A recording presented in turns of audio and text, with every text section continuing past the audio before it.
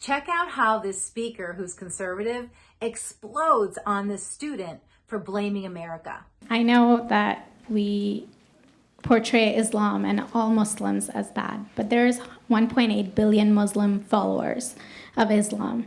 We have 8 million plus Muslim Americans in this country, and I don't see them represented here. But my question is, how can we fight an ideological war with weapons? How can we ever end this war?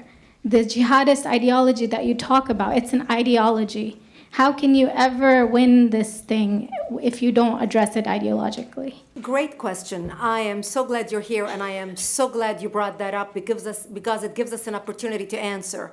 What I find so amazing is since the beginning of this panel, which we are here about Benghazi attack against our people, not one person mentioned Muslims. We are here against Islam, or we're launching war against Muslims. We are here to discuss how 4 Americans died and what our government is doing.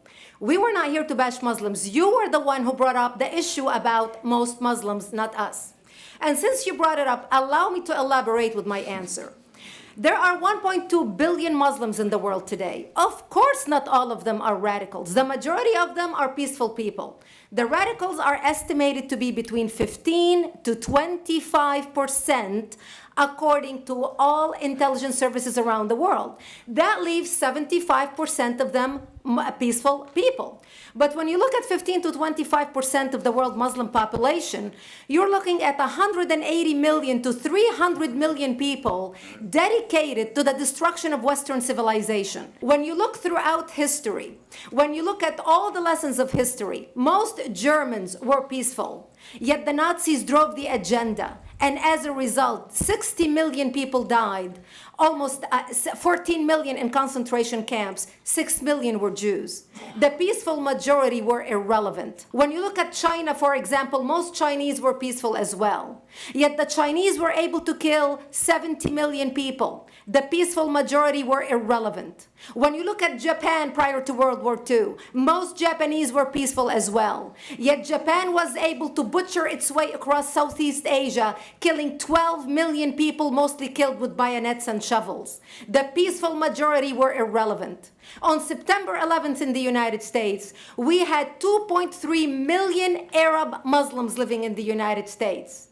It took 19 hijackers, 19 radicals to bring America down to its knees, destroy the World Trade Center, attack the Pentagon, and kill almost 3,000 Americans that day. The peaceful majority were irrelevant. It is time we take political correctness and throw it in the garbage where it belongs and stop calling it. Wow, this speaker, she was just spot on. I just loved how she explained and articulated and gave great examples to show this student that not all people, just because you're saying that a group of people from a culture or a race committed crimes and wrongdoing, just because you're identifying that group of people, you're identifying them. You're not saying that everyone of that culture or that race is also evil. And I just love the examples that she gave about 9/11, about the Japanese and the Russia as it pertains to Nazis. She couldn't have been more clearer. The thing that I started to think about when the speaker started to give all of these examples on how the majority of peaceful people are the majority of peaceful people, but it does not denounce what group of those people and the wrongdoings that they did. It does not denounce that. It does not take away from that. And the attention must be drawn there to be able to try to stop it from happening or minimize it from happening. But most times, as this student did, she hears them blaming Muslims, let's say for what happened in 9/11. And she's hearing it as we're saying, Americans are saying all Muslims are bad. And even during that time, Muslims were hearing and feeling that we were saying all Muslims were bad. It was a very, very dark time in our history.